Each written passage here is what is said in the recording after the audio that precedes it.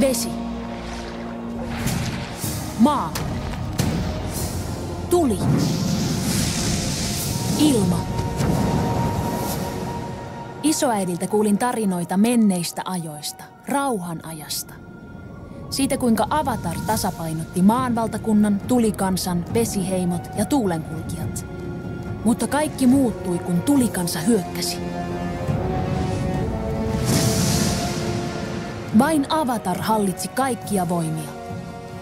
Vain Avatar pystyisi pysäyttämään julman tulikansan, mutta kun hänen aikansa oli tullut, hän katosi.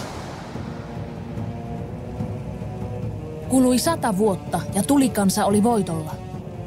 2 vuotta sitten isäni ja muut heimomme miehet lähtivät taistelemaan maaheimon rinnalla tulikansaa vastaan. Veljeni ja minä jäimme huolehtimaan heimosta. Jotkut meistä uskovat, että Avatar ei olekaan syntynyt uuteen hahmoon ja voimien kierto on pysähtynyt. Mutta minä en ole luopunut toivosta. Uskon, että Avatar tulee vielä takaisin ja pelastaa maailman.